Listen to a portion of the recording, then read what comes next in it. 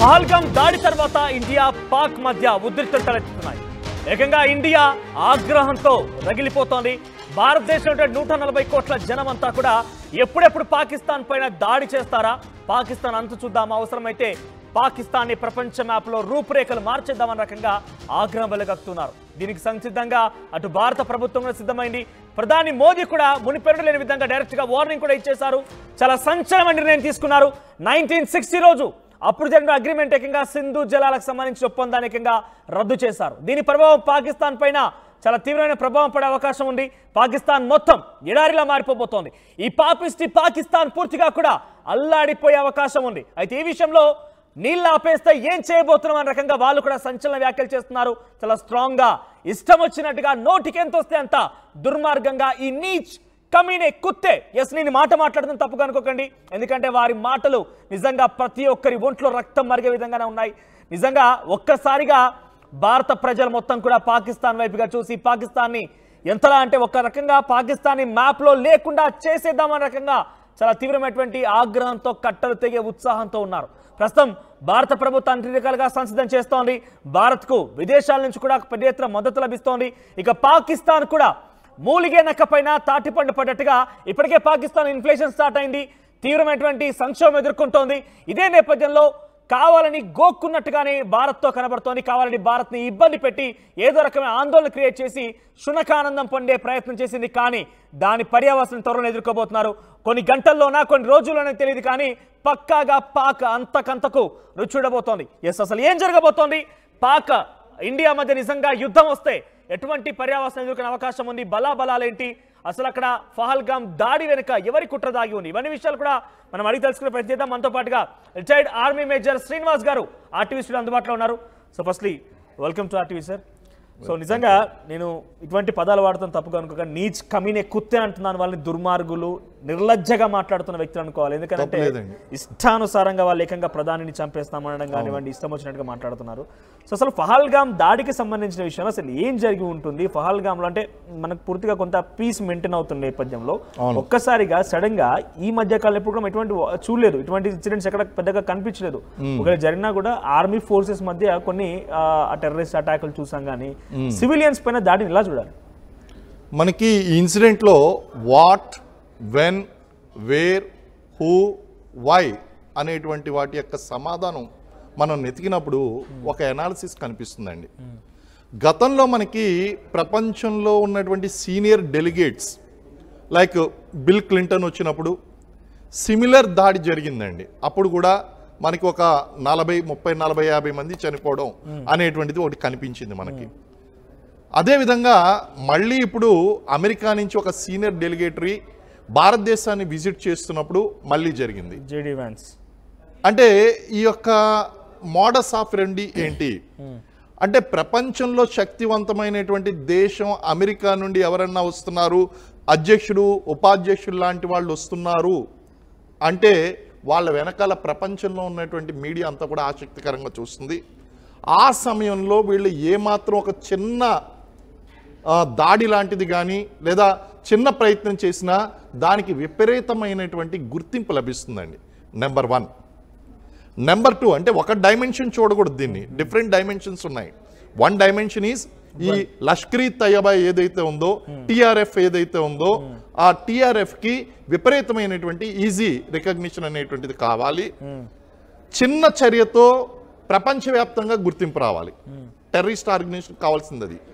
Number 2, ఇక్కడ article 370 రద్దు చేసిన తర్వాత కాశ్మీర్లో ఉన్నటువంటి పరిస్థితి అంతా కూడా పూర్తిగా మారిపోయిందండి.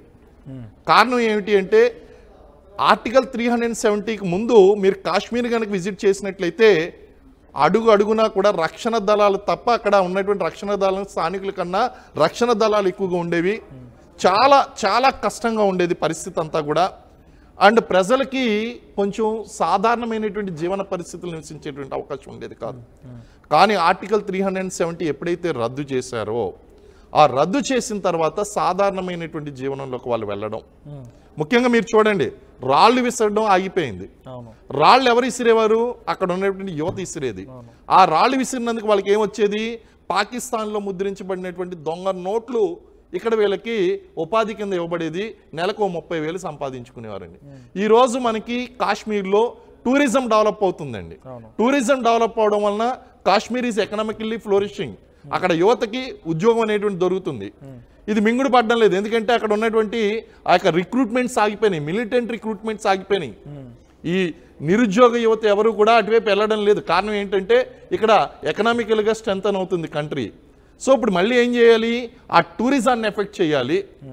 టూరిజాన్ని ఎఫెక్ట్ చేయడం వల్ల యువత ఎవరు కూడా టూరిస్టులు అక్కడికి వెళ్ళకూడదు, భయభ్రాంతులకు గురి చేయాలి, టూరిజం పడిపోవాలి, ఆదాయం పడిపోవాలి, నిరుద్యోగం పెరగాలి, మళ్ళీ యువత రాళ్లు రువ్వడం లేకపోతే తీవ్రవాద సంస్థల్లో జాయిన్ అవడం లాంటివి చేయాలి. అంటే మోస్ట్లీ అక్కడ లోకల్స్ యూత్ కూడా వాళ్ళకి ఉన్నటువంటి ఎకనామిక్ సోర్సెస్ కోసమే అటు కూడా వాళ్ళు మరలుతున్నారు. అంటే అటు 100% అండి. అక్కడ ఉన్నటువంటి ఉగ్రవాదం కాంట్రాక్ట్ ఉగ్రవాదం. వాళ్ళు జిహాద్ అంటున్నారు, లేకపోతే మతపరమైనది అంటున్నారు. వాళ్ళకి మతం మీద ఉన్నటువంటి విశ్వాసం కన్నా కాంట్రాక్ట్ ఉగ్రవాదము, it is a contract terrorism. Even Pakistan నుంచి వచ్చినటువంటి వాళ్ళు కూడా కాంట్రాక్ట్ టెర్రరిస్టులు. వాళ్ళు 5 సంవత్సరాల కోసం, 3 సంవత్సరాల కోసం, 10 సంవత్సరాల కోసం వాళ్ళు ఒప్పందాలు కుదుర్చుకుని వస్తారండి. ఆర్మీ ఆఫీసర్ని చంపితే ఎంత డబ్బులు ఇస్తాము, లేకపోతే జవాన్ని చంపితే ఎంత ఇస్తామో, విధ్వంసాన్ని సృష్టిస్తే ఎంత ఇస్తామో అనేటువంటి ఎంకరేజ్మెంట్ ఉంటుంది. దాంతోపాటు ఈ జిహాద్ని యాడ్ చేస్తారు. మతపరమైనగా అంటే మతపరంగా వాళ్ళ బ్రెయిన్ వాష్ చేసి ఆ విధంగా ఈ పవిత్ర యుద్ధంలో చనిపోతే గనక వాళ్ళకి జన్నత్కి వెళ్తారు అని చెప్పేసి వాళ్ళకి బ్రెయిన్ వాష్ చేస్తారు. అంటే ఇక డైరెక్ట్గా వాళ్ళకి ఎకనామికల్ సోర్సెస్ని క్రియేట్ చేసి వారికి ఫండింగ్ ఇచ్చేది టీఆర్ఎఫ్, లష్కర్ ఈ తోయిబా అయినా డైరెక్ట్గా పాకిస్తాన్ ఆర్మీ కూడా ఇన్వాల్వ్ అయి ఉంటుందా? ఇందులో 100% దీనికి బ్యాకప్ అయింది ఏంటంటే ఐఎస్ఐ అండ్ పాకిస్తాన్ ఆర్మీ యొక్క సపోర్ట్ లేకుండా మిలిటెంట్స్ అనేటువంటి వాళ్ళు సర్వైవ్ కాలేరు. వీళ్ళని బ్యాకప్ చేస్తుంది ఎవరు అంటే అక్కడ ఉన్నటువంటి ఆ యొక్క ఐఎస్ఐ అండ్ పాకిస్తాన్ ఆర్మీ. ఇందులో ఏమాత్రం కూడా మన గతంలో ఎన్నో ప్రూఫ్స్ దొరికాయి. అంతదాకా ఎందుకు, మన కార్గిల్ వార్లో వచ్చినప్పుడు ఫస్ట్ ఏమన్నారు, అక్కడ కొంతమంది తీవ్రవాదులు అక్కడ ఆక్యుపై చేశారు అన్నారు. తీరా అక్కడికి వెళ్ళి చూస్తే అక్కడ తీవ్రవాదులు కాదు, పాకిస్తాన్ ఆర్మీ ఉంది అక్కడ. అంటే కార్గిల్ విషయంలోనూ పాకిస్తాన్ ఆర్మీ యొక్క పాత్ర బయటపడింది, పుల్వామాలోనూ పాకిస్తాన్ ఆర్మీ యొక్క పాత్ర బయటపడింది. అంటే భారతదేశంలో జరుగుతున్నటువంటి ఈ సీమాంతర ఉగ్రవాదంలో ప్రతి ఇన్సిడెంట్ లో కూడా ఇటు ఐఎస్ఐ యొక్క పాత్ర, పాకిస్తాన్ ఆర్మీ యొక్క పాత్ర కూడా మనకు కనిపిస్తుందండి. అలాగే ఇందులో కూడా మనం చూస్తే గనక అటు మనకి ఆసిఫ్ మునీర్ చేసినటువంటి స్టేట్మెంట్ గనక చూసినట్లయితే రెచ్చగొట్టే విధంగా ఉందండి. లష్కర్ ఈ తయ్యబా నేత చీఫ్ ఎవరైతే ఉన్నారో ఆయన కూడా రెచ్చగొట్టే విధంగా గత కొద్ది రోజుల క్రితం మాట్లాడడం, ఇవన్నీ కూడా చూస్తూ ఉంటే it is a pre planned attack during the senior delegatory of the US is coming visiting India. అలాగే టూరిజాన్ని ఎఫెక్ట్ చేయాలి. అలాగే ప్రజల్లో ఇండియన్ ఆర్మీ పట్ల, ప్రస్తుత ప్రభుత్వాల పట్ల, భారత ప్రభుత్వం పట్ల ఉన్నటువంటి విశ్వాసాన్ని దెబ్బతీయాలి, ఆ కాన్ఫిడెన్స్ ని దెబ్బతీయాలి. So it's a psychological warfare which is going on అండి. ఆ సైకలాజికల్ వార్ఫేర్లో భాగంగా ఇండియన్ ఎకానమీని దెబ్బతీయడం కోసం, అలాగే అంతర్జాతీయ స్థాయిలో భారతదేశాన్ని అప్రతిష్ట పాలు చేయడం కోసం ఇలాంటి కవ్వింపు చర్యలకు పాకిస్తాన్ పాల్పడడం అనేటువంటి జరుగుతుంది. ఇది మొట్టమొదటిసారి ఏం కాదు, గతంలో 100ల కొద్దీ జరిగేది. అది ఇప్పుడు రెడ్యూస్ అయ్యి 2 సంవత్సరాలకు ఒకసారి, 3 సంవత్సరాలకు ఒకసారి జరుగుతుందండి. అయితే it's a regular affair by the Pakistan army. And 100% అక్కడ ఉన్నటువంటి పాక్ ఆక్యుపైడ్ కాశ్మీర్లో ఉన్నటువంటి తీవ్రవాద శిక్షణా సంస్థలు ఏదైతే ఉన్నాయో those are backed up by ISI and Pakistan army. There is no doubt about it. Okay, so బేసిక్గా ఒక విదేశీ నుంచి ఇంత పెద్ద ఒక వ్యక్తి వస్తున్నారు, మీరు అంటున్నట్టుగా చాలా మంది యుఎస్ నుంచి డెలిగేట్స్ వస్తున్న టైంలోనే జరుగుతుంది అంటున్నారు. కాబట్టి అంతపై డెలిగేట్ వచ్చే సమయంలో ఇండియన్ ఆర్మీ మనకు చాలా త్రివిధ దళాలు ఉన్నాయి కదా, చాలా పటిష్టంగా ఉంటూ ఉంటాయి. ఒక చిన్న ఇన్సిడెంట్ కూడా అయితే పసిగట్టే అవకాశం కూడా ఉంది, టెక్నాలజీ కూడా ఉంది. అటువంటి సినారియోలో ఇప్పుడు పహల్గామ్ దాడిని ఎవరు పసిగట్టలేకపోయారు. At the same time army forces మధ్య జరిగేటువంటి ఈ వార్ కాస్త సివిలియన్స్ ని టార్గెట్ చేసి, దట్టు ఒక రిలీజియస్ ని టార్గెట్ చేసి ఈ షూటింగ్ జరగడం, ఇంతమంది మరణించి ఎలా చూడాలంటే పర్టికులర్గా ఇంటెలిజెన్స్ ఫెయిల్యూర్ ఏమైనా కనబడుతుంది ఇక్కడ ఇంటెలిజెన్స్ ఫెయిల్యూర్ అనడానికి మనకి లేదండి. కారణం ఏంటి అంటే అక్కడ ఉన్నటువంటి టెరైన్ మీరు చూడండి, మనకు ముందుగానే ఇన్ఫర్మేషన్ తెలిసింది. ఈవెన్ ఇంటెలిజెన్స్ వర్గాలు కూడా ఇలాంటి సంఘటన జరిగేటువంటి అవకాశం ఉంది అని చెప్పారు. కానీ ఇంత పెద్ద భారతదేశంలో ఎక్కడ జరుగుతుంది అనేటువంటిది ఐడెంటిఫికేషన్లో అస్తమానం దొరకదండి. ఎందుకంటే వీఆర్ కంటిన్యూస్లీ ఆన్ జాబ్. ఇప్పుడు ఇంటెలిజెన్స్ ఫోర్సెస్ కూడా they are continuously on job. They keep on taking the resources, develop చేస్తూ ఉంటారు, ఇన్ఫర్మేషన్ తీసుకొస్తూ ఉంటారు, దాన్ని కోలేట్ చేస్తూ ఉంటారు, కంక్లూజన్కి వస్తూ ఉంటారు, ఇవన్నీ చెప్తూ ఉంటారు. ఒక్కొక్కసారి ఏంటంటే it is very difficult to tell ఎగ్జాక్ట్గా ఎక్కడ జరగబోతుంది అనేటువంటిది చెప్పడం చాలా కష్టంగా ఉంటుంది. ఇకపోతే సివిలియన్స్ అండ్ టూరిస్ట్ పీపుల్ని టార్గెట్ చేయడానికి ప్రధానమైనటువంటి కారణం ఏంటంటే ఒక ఆర్మీ క్యాంప్ మీద దాడి చేస్తే it is the problem between army, ఆ డ్యూటీలో చనిపోయారు అంటారు. లేదా వేరే వాళ్ళని ఏదన్నా మిలిటరీ ఇన్స్టాలేషన్ మీద చేస్తే కనుక it is the problem between Pakistan and militants and army regular operational thing అంటారు. అదే గనక మీరు ఒక టూరిస్ట్ మీద గనక దాడి చేసినట్లయితే దానికి విపరీతమైన చూడండి ద వే దే కిల్డ్. వాళ్ళు డైరెక్ట్గా చంపాలి అంటే డైరెక్ట్గా వచ్చి కిల్ చేయవలసినటువంటి అవసరం లేదు. దూరం నుంచి ఉండి స్నైపర్ షాట్ తీసుకుని వాళ్ళు చంపేసి వెళ్ళిపోవచ్చు. కానీ వాళ్ళు రిలీజియస్ యాంగిల్ లోపలికి తీసుకుని వచ్చారు, టెర్రిఫై చేసి చంపారు. టెర్రరిస్టులు అనడానికి కారణం ఏంటంటే భయభ్రాంతులకు గురి చేసి చంపారండి అక్కడ. అందులో మతం అనేటువంటి యాంగిల్ని కూడా తీసుకుని వచ్చారు. మతం అనేటువంటి యాంగిల్ తీసుకురావడానికి కారణం ఏంటంటే జిహాద్. వాళ్ళు జిహాద్ కోసం పోరాడుతున్నారు. మనం టెర్రరిస్టులు అంటున్నాం, కానీ వాళ్ళని ఏమని చెప్పి పంపిస్తున్నారు? స్వతంత్ర సమర యోధులు అని చెప్పి పంపిస్తున్నారు. పాక్ ఉప ప్రధాని చెప్పుకొచ్చారు ఏమనంటే వారు అందరూ పోరాడేవారు స్వతంత్ర సమర యోధులు, వాళ్ళని మనం టెర్రరిస్ట్ అని పిలవకూడదు, వాళ్ళు స్వతంత్ర సమరయోధులు అంటూ మాట. అంటే భారతదేశం పైన దాడి చేసి ఇక్కడ సివిలియన్స్ చంపిన వాళ్ళని వాళ్ళు స్వతంత్ర సమరయోధులు అంటూ పోల్చడం ఎలా చూడాలి దీన్ని? వాడిని యుద్ధ ఖైదీ చేసినప్పుడు ఆడు స్వతంత్ర సమరయోధుడా లేకపోతే ఏంటి అనేటువంటి విషయం అప్పుడు చెప్తాడండి. యుద్ధం చేసి ఆ యుద్ధంలో ఖైదీగా పట్టుకొని వచ్చి ఉరిదీస్తే అప్పుడు వీళ్ళు స్వతంత్ర సమరయోధులా లేకపోతే టెర్రరిస్టులా అనేటువంటి విషయం. అసలు నాకు అర్థం కాని విషయం ఏంటి అంటే వీళ్ళు పెంచి పోషిస్తున్నటువంటి తీవ్రవాదాన్ని కంట్రోల్ చేసేటువంటి అధికారం, కంట్రోల్ చేసేటువంటి కెపాసిటీ పాకిస్తాన్కి ఎప్పుడో పోయింది. they are creating problem in their own Pakistan sometimes. అటువంటప్పుడు వీళ్ళు కాశ్మీర్నేమో భారతదేశం కబలించి వేసింది. భారతదేశం ఎక్కడ కబలించి వేసింది నీకు అక్కడ క్లియర్గా కనిపిస్తుంది కదా. రాజా హరిసింగ్ పాకిస్తాన్ దాడి చేస్తున్నప్పుడు ఆయన స్వతహాగా జవహర్లాల్ నెహ్రూ గారికి అలాగే మన రాజా హరిసింగ్కి జరిగినటువంటి ఒప్పందం ఏదైతే ఉందో ఆ ఒప్పంద ఫలితమే ఈరోజు జమ్మూ కాశ్మీర్. దానికి ఆయన ప్రతిగా ఏం కోరుకున్నాడు? ఆర్టికల్ 370 ఇవ్వండి. ఆర్టికల్ 370 నేరుగా అడగలేదు, స్వయం ప్రతిపత్తిని ఇవ్వండి అని అడిగాడు. ఆ స్వయం ప్రతిపత్తిని మనం ఆర్టికల్ 370 రూపంలో ఆ రోజు కల్పించాం. నిజంగా ఘోర తప్పిదం అయిపోయిందండి ఆర్టికల్ 370 అనేటువంటిది ఇవ్వడం. కారణం ఏంటంటే ఈ ఆర్టికల్ 370ని అడ్డు పెట్టుకుని అక్కడ ఉన్నటువంటి కొన్ని పొలిటికల్ పార్టీస్, స్థానికులు వీళ్ళందరూ కూడా ఇంతకాలం ఇన్ని దశాబ్దాల పాటు భారతదేశాన్ని తీవ్ర నష్టానికి గురి చేశారు. ఇప్పటికీ కూడా పాకిస్తాన్ ఏమంటుంది అంటే ఇటు కాశ్మీర్ని భారత్ ఆక్రమించింది. భారత్ను కాశ్మీర్ని ఆక్రమించింది ఎవడు అంటే పాకిస్తాన్, పాక్ ఆక్యుపైడ్ కాశ్మీర్. ఈ రోజుకి కూడా లైన్ ఆఫ్ కంట్రోల్ పెట్టుకున్నాం. ఇంటర్నేషనల్ బార్డర్ లేదు అక్కడ. ఇంటర్నేషనల్ బార్డరు అక్కడ ఉన్నదండి, పాకిస్తాన్ బార్డర్లో ఉంది ఇంటర్నేషనల్ బార్డర్. కానీ ఇది లైన్ ఆఫ్ కంట్రోల్. ఆ రోజు అమెరికా జోక్యం చేసుకోవడం వల్ల మనం ఆ యొక్క పరిస్థితికి ఆ రోజే కనుక జవహర్లాల్ నెహ్రూ గారు దానికి సమాధానం చెప్పినట్లయితే, దాన్ని సీరియస్గా తీసుకున్నట్లయితే ఈరోజు మనం ఈ సమస్యను ఎదుర్కొనేటువంటి వాళ్ళం కాదు. ఖచ్చితంగా ఈవెన్ మనం లాహోర్ దాకా కూడా తర్వాత యుద్ధం చేసినప్పుడు కూడా లాహోర్ దాకా కొట్టుకుని పోయాం. కానీ పాక్ ఆక్యుపైడ్ కాశ్మీర్ గురించి మనం మాట్లాడలేదు. ఆ రోజు ఆ సమస్యలు మనం పరిష్కరించకుండా ఉండిపోబట్టి ఈరోజు ఈ పాక్ ఆక్యుపైడ్ కాశ్మీర్లో మనకి లాంచింగ్ ప్యాడ్లు, టెర్రరిస్ట్ లాంచింగ్ ప్యాడ్లు అనేటువంటి స్టార్ట్ అయినాయండి. ఇప్పుడు ఈ ఇన్సిడెంట్ జరిగిన తర్వాత మన వాళ్ళు ఐడెంటిఫై చేసినటువంటి లాంచింగ్ ప్యాడ్లు ఎన్ని అంటే 42, అంటే ముందుగానే తీసుకొస్తున్నారు. 42 ఉగ్రవాద లాంచింగ్ ప్యాడ్స్ని, టెర్రరిస్ట్ లాంచింగ్ ప్యాడ్స్. అంటే వాళ్ళు ట్రైనింగ్ తీసుకుని రెడీగా ఉన్నారు. ఇప్పుడు వేసవి వెళ్ళిపోయిన వెంటనే మనకి శీతాకాలం వర్షాకాలం స్టార్ట్ అయిన వెంటనే ఇంకా సిచ్యువేషన్ మరింత వరస్ట్గా తయారవుతుంది. విజిబిలిటీ చాలా తక్కువగా ఉంటుంది. ఆ వర్షం వస్తున్నప్పుడు ఈ ఆర్టిలరీ షెల్లింగ్ అది చేసి మనం బంకర్లో దాక్కుని ఉన్నప్పుడు వీళ్ళు ఇన్ఫిల్ట్రేట్ చేస్తూ ఉంటారు. అదేవిధంగా అన్నారు మీరు ఇంత పెద్ద భూభాగంలో మనకి వీళ్ళు చొచ్చుకుని వచ్చారు అంటే మనకి ఎలా తెలియలేదు అనేటువంటిది.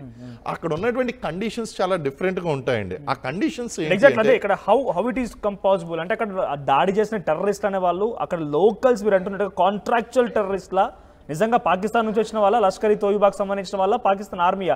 ఇన్ఫాక్ట్ ప్రత్యక్ష సాక్షులు చెప్తుండే ఏంటంటే వాళ్ళంతా ఆర్మీ దుస్తుల్లో వచ్చారని చెప్తున్నారు. ఓకే అండి, డూ యూ బిలీవ్ దట్ మనకు ఇప్పుడు ఇండియాలో స్లీపర్ సెల్స్ ఉన్నాయని మీరు నమ్ముతారా? డెఫినెట్గా మనకి స్లీపర్ సెల్స్ ఉన్నాయండి. వీళ్ళు ఏ విధంగా వాళ్ళు ఆపరేట్ చేస్తారు అంటే ఇక్కడ పాకిస్తాన్లో ఉన్నటువంటి ఆ యొక్క ISI వాళ్ళందరూ కూడా సపోర్ట్ చేస్తూ ఉంటారు. ఇక టెర్రరిస్ట్ క్యాంపులు POKలో ఉంటూనే ఉంటాయి. కానీ వీళ్ళు ఎప్పుడో పాతి పెట్టినటువంటి విత్తనం మొక్కై ఆ మొక్క వృక్షమై అక్కడ స్లీపర్ సెల్గా ఎదుగుతుందండి. ఎదిగినప్పుడు వీళ్ళు ఏం చేస్తారంటే ఇప్పటికీ కూడా అనేక ప్రాంతాల్లో వీళ్ళ యొక్క డంప్స్ ఉంటాయి, యామ్నిషన్ డంప్స్ కానీ ఇవన్నీ కూడా తవ్వకాల్లో అప్పుడప్పుడు మనకి బయటపడుతూ ఉంటాయండి ఇవన్నీ కూడా. సో అవసరం వచ్చినప్పుడు వీళ్ళు యాక్టివేట్ అవుతూ ఉంటారు. ఇదంతా కూడా ఒక చైన్ ఆఫ్ యాక్షన్ ఉంటుందండి వీళ్ళందరికీ. ఒక్కడే అక్కడ బయలుదేరడం ఇక లాస్ట్ వరకు అనే కదండి, అనేక చేతులు మారుతాయి ఇవన్నీ కూడా. లోకల్స్ కూడా సపోర్ట్ చేస్తూ ఉంటారు. అంత దాకా ఈ రోజు మనం మాట్లాడుకుంటే శ్రీనగర్లో రాళ్ళు రువ్వుతూ ఉంటే, అంటే మిలిటెంట్ పారిపోతుంటే స్థానికులు రాళ్ళు రువ్వేవారు. అంటే వాళ్ళు ప్రో పాకిస్తానా యాంటీ పాకిస్తానా, ప్రో ఇండియానా యాంటీ ప్రో పాకిస్తానా అంటే వాళ్ళు ప్రో పాకిస్తాన్గా ఉన్నారు అక్కడ ఉన్నట్టు లోకల్స్, ముఖ్యంగా శ్రీనగర్ ఏరియాలో. శ్రీనగర్ ఏరియాలో ఏంటంటే వీళ్ళు జిహాద్ పేరుతో వాళ్ళ యొక్క మైండ్స్ని పొల్యూట్ చేసి ఉన్నారు. వాళ్ళు ఏం చెప్పారంటే ఇండియన్ ఆర్మీ ఇక్కడ మానవ హక్కులను హరిస్తుంది, మీ యొక్క జీవితాలను తారుమారు చేస్తుంది, మీకు ఎంతో హాని చేస్తుంది, రండి మా పాకిస్తాన్కి వచ్చేయండి, మిమ్మల్ని జాగ్రత్తగా చూసుకుంటాం. ఏముంది పాకిస్తాన్లో ఈరోజు? మనం 1950, 60, 70లో ఏ విధంగా అయితే జీవించామో అలాంటి ఆర్థిక పరిస్థితులు ఈరోజు పాకిస్తాన్లో ఉన్నాయి. మరి కాశ్మీర్ ఎందుకు డెవలప్ అవ్వడం లేదు? డెవలప్ కానివ్వడం లేదు. ఆర్టికల్ 370 వచ్చిన తర్వాత చాలా మార్పులు వచ్చినాయండి. దీనికి కొంత సమయం పడుతుంది. కాబట్టి ఈ లోకల్ యొక్క సపోర్ట్ కూడా ఉన్నది, స్లీపర్ సెల్స్ అనేవి పనిచేస్తూ ఉంటాయి. అలాగే అక్కడ ఉన్నటువంటి వాతావరణ పరిస్థితులు ఏదైతే ఉన్నాయో ఆ వాతావరణ పరిస్థితిలో there will be blind times and blind spots ఉంటాయండి.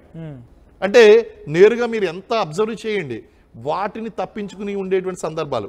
మీకు ఇంకో విషయం చెప్తాండి, అసలు ఇన్ఫిల్ట్రేషన్ అనేటువంటిది ఎలా జరుగుతుంది అన్నదానికి ఒక one scenario, there are multiple scenarios are there, one scenario నేను ఎక్స్ప్లెయిన్ చేస్తాను మీకు. చూడండి, ఇక్కడ పాకిస్తాన్ బార్డర్, ఇటేమో ఇండియన్ బార్డర్, ఈ మధ్యలో అన్జులేటెడ్ గ్రౌండ్. మనం ఈ మొత్తం కూడా మనం ఈ కంచెతో కవర్ చేయడం అనేటువంటిది కుదరదు 100%. కాబట్టి ఏం చేస్తాం, మైన్స్ పెట్టి ఉంచుతామండి. ఈ మైన్స్ పెట్టి ఉంచినప్పుడు విజిబిలిటీ కనుక చూసుకుంటే కనీసం 200 మీటర్ల దూరంలో వాళ్ళు కొన్ని ప్రాంతాల్లో కిలోమీటర్ దూరంలోనూ, కొన్ని ప్రాంతాల్లో 100 మీటర్ల దూరంలోనూ, ఇలా రెండు వైపులని కూడా ఉంటూ ఉంటారు. ఈ 100 మీటర్లు ఉన్న చోట కానీ ప్రాబ్లం ఉండదు, కానీ 5 కిలోమీటర్ దూరం ఉన్నటువంటి చోట్ల ఏం జరుగుతుంది అంటే వీళ్ళు ఎప్పుడైతే వీళ్ళు ఇన్ఫిల్ట్రేషన్ అంటే వాళ్ళు చొరబడ్డం, ఈ చొరబడ్డతనం చేయాలనుకున్నప్పుడు వాళ్ళు ఎంచుకుంటారండి బ్యాడ్ వెదర్ కండిషన్స్. అలాగే అమావాస్య రోజున అంటే చాలా లెస్ విజిబిలిటీ ఉన్నటువంటి టైంలోని వాళ్ళు ముందుగానే ఒక రూట్ని ఎంచుకుంటూ ఉంటారు.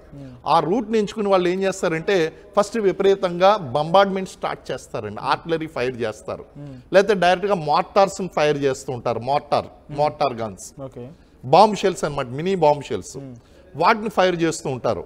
అలాగే డైరెక్ట్గా వీళ్ళు స్నైపర్స్ని పెడుతూ ఉంటారు, LMGలు MMGలు ఫైర్ చేస్తూ ఉంటాయి.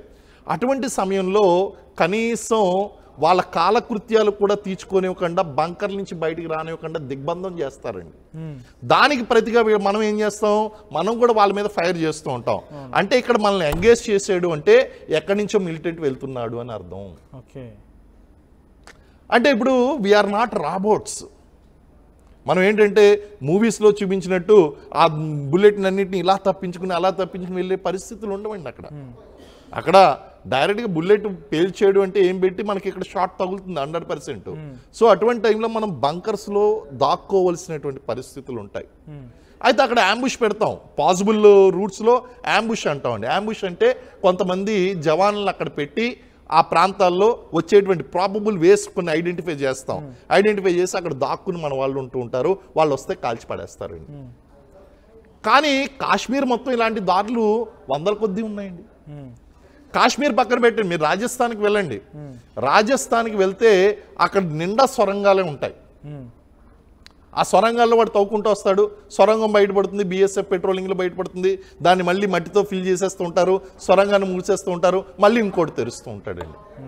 It's a open country scenario. చెప్పాలంటే ఇది ఒక చీడ పురుగు, ఏ రకంగా కూడా ఎంటర్ అవ్వాలని ఒక సొరంగ మార్గం కానివ్వండి ఏదో ఎంటర్ అవ్వాలని లక్ష్యంతో ముందుకు వస్తుంటారు. సో ఇప్పుడు ఎగ్జాక్ట్గా పీఓకే అని మాట్లాడుకున్నాం కాబట్టి దిస్ ఇస్ ద పీకెస్ట్ టైం నాకు తెలిసి హైయెస్ట్ పీక్స్లో ఉంది ఇప్పుడు సిచ్యువేషన్. ఇండియా కూడా చాలా ఓపెన్గా మోదీ వార్నింగ్ ఇచ్చేశారు.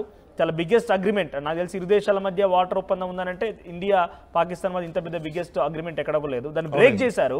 ఇంత పీక్ స్టేజ్లో ఇప్పుడు మీకున్నటువంటి ఎక్స్పీరియన్స్తో ఇప్పుడు జరిగే సినారీ చూస్తుంటే పీఓకే మన దాంట్లోకి వచ్చే అవకాశం ఉందంటే దాదాపుగా యుద్ధం మొదలైందన్నట్టుగానే భావించాలి. ఎట్లా ఉండబోతోంది? ఇది ఒక గుడ్ సినారియో అని చెప్పొచ్చు. ఇది ఒక మంచి అవకాశం. It's all depending upon our intentions. మనం ఏం కోరుకుంటున్నాం అన్న దాని మీద ఉంటుంది. ప్రజలు ఏం కోరుకుంటున్నారు, ప్రభుత్వం ఏం కోరుకుంటుంది అన్న దాని మీద ఉంటుంది. Otherwise it's a perfect scenario. కారణం ఏంటి అంటే ట్రంప్ డైరెక్ట్ గా నేను మీకు మద్దతు ఇస్తున్నా అని చెప్పకపోయినా ప్రగాఢ సానుభూతిని తెలియజేశాడు ఈ సంఘటన పట్ల.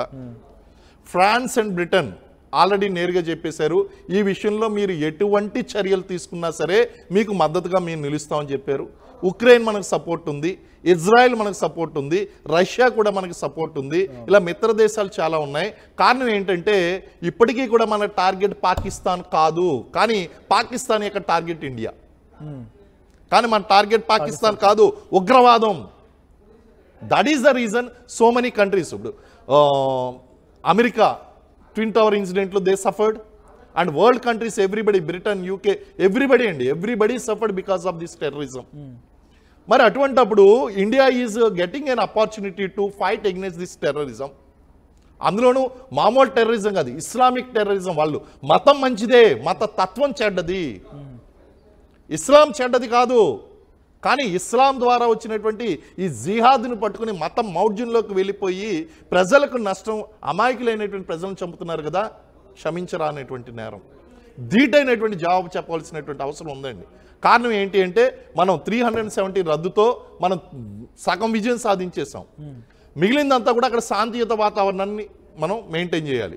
డిటరెన్స్ ఫ్యాక్టర్ అస్తమాను కూడా వాడు రావడము, వచ్చిన తర్వాత వాడిని చంపడం ఇది కాదండి. డిటరెన్స్ ఫ్యాక్టర్ ఒక శాశ్వతమైనటువంటి శత్రువుని గెలవాలి అంటే వాళ్ళకి భయాన్ని సృష్టించాలి మనం. So first time it has happened in the history. మనం సింధు నదీ జలాలు ఏదైతే ఉన్నాయో ఆ సింధు నదీ జలాల్ని మనం ఆ యొక్క ట్రీటీ ఏదైతే ఉందో దాన్ని రద్దు చేసుకున్నామండి. రద్దు చేసుకునేసరికి ఓ రకంగా చెప్పాలంటే పిల్లిని కార్నర్లో పెట్టి కొట్టినట్టు అయిందండి. ఇప్పుడు ఆ పిల్లి ఏం చేస్తుంది అంటే తిరగబడ్డం తప్ప రెండో మార్గం లేదు. ఇప్పుడు పాకిస్తాన్ చేస్తున్నటువంటి ప్రయత్నం అదే. మనం ఎప్పుడైతే వాళ్ళ యొక్క జీవనాడిని కొట్టామో, ఆ జీవనాధారం అయినటువంటి వాటర్ని కొట్టామో, దాన్ని ఎప్పుడైతే ఆపామో వాళ్ళు మరొక పరిస్థితి లేకుండా వాళ్ళు రిటాలియేట్ అవుతున్నారండి. రిటాలియేట్ అవుతున్నారు, పిచ్చి పిచ్చి ప్రాలాపనలు చేస్తున్నారు, మాటలతో వార్ఫేర్ నడిపిస్తున్నారండి. That is what exactly happening. That is what exactly happening because of this incident అండి.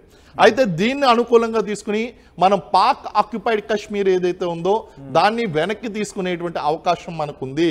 పాక్ ఆక్యుపైడ్ కశ్మీర్ని కనుక మనం వెనక్కి తీసుకున్నట్లయితే ఈ తీవ్రవాద సంస్థలు అనేటువంటి అక్కడ సమూలంగా పోతాయి అండ్ పాకిస్తాన్లోకి వెళ్ళిపోతాయండి. ఇవన్నీ కూడా పాకిస్తాన్లోకి వెళ్ళిపోతాయి. సో మత మౌఢ్యంతో ఉన్నటువంటి వాడికి ఇహాపరా అనేటువంటి భేదం ఉండదండి. అవసరమైతే ఆ బాంబులు వాళ్ళ మీద వేసుకుంటాడు, మనకు అనవసరం. కాబట్టి మనం పీఓకేని తెచ్చేసుకోవాలి. It's a long outstanding problem. దానికి ఇంటర్నేషనల్గా మనకు మద్దతు ఉంది. అంతర్జాతీయ స్థాయిలో మనం పాకిస్తాన్ని దోషిగా నిలబెట్టగలిగినటువంటి సత్తా ఉంది. కాబట్టి ఎప్పుడూ లేనటువంటి మోడీ గారు చాలా బోల్డ్గా, ధైర్యంగా ప్రపంచ దేశాలకు అర్థమయ్యే విధంగా ఆయన వార్నింగ్ ఇచ్చారు. ఈ was not never like this అండి. ఆయన చాలా అందులో ఒక దేశ ప్రధానమంత్రి అంటే చాలా బ్యాలెన్స్డ్గా మాట్లాడతారు. అటువంటిది ఆయన అంతలా మాట్లాడాడు అంటే we have the everything in our hand. మనం దేనికైనా సరే తెగించగలం, ఎంత దూరమైనా సరే వెళ్ళగలం, అవసరమైతే పీఓకేని వెనక్కి తెచ్చుకోగలం, ఇవన్నీ చేసుకోగలం. కాబట్టి అంత బోల్డ్గా ఆయన మాట్లాడాడు. అంత ఈజీ సాధ్యమవుతుందా పీఓకేని తిరిగి వెనక్కి తీసుకొచ్చుకోవడం? అంటే పెద్ద యుద్ధం రాబోతోంది. భారతదేశం అంటే ఆయుధాల ప్రకారంగా ర్యాంకింగ్ కూడా మనం 4th స్టాండర్డ్లో ఉండొచ్చు, కానీ దీని ప్రభావం భారతదేశం మీద మొత్తం మీద పడే అవకాశం ఉంటుంది కదా. అంత ఈజీగా సాల్వ్ అయ్యే అవకాశం ఉంటుందా? అంత ఈజీ అయితే కాదండి, కానీ డిఫికల్ట్ అయితే కాదు. అంత ఈజీ కాకపోయినా డిఫికల్ట్ అయితే కాదు. మన దగ్గర ఉన్నటువంటి పెద్ద ఆయుధం ఏంటి అంటే Indians not only emotional, we are very brave అండి. ఒక్కసారి ఆ పాకిస్తాన్ ఆర్మీకి ఇండియన్ ఆర్మీకి మీరు కంపేర్ చేస్తే వాళ్ళ దగ్గర లేనిది మన దగ్గర ఉన్నది ధైర్యం.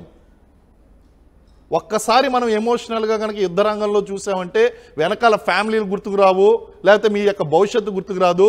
వాడిని చంపాలి, ఏక్ గోలీ ఏక్ దుష్మన్, అంతే, వాడిని చంపాలి అంతే. నామ్ నమక్ ఔర్ నిషాన్. ఖచ్చితంగా మనం ఏదైతే రోటీ తింటున్నామో, ఈ దేశం కోసం ఏదైతే ప్రయత్నిస్తున్నామో, ఆ దేశాన్ని శత్రువుని సర్వనాశనం చేసేదాకా కూడా మన వాళ్ళు వెనక్కి తిరగరండి. అంత ధైర్య సాహసాలు ఉన్నటువంటి ఆ యొక్క ఆర్మీ మన దగ్గర ఉంది.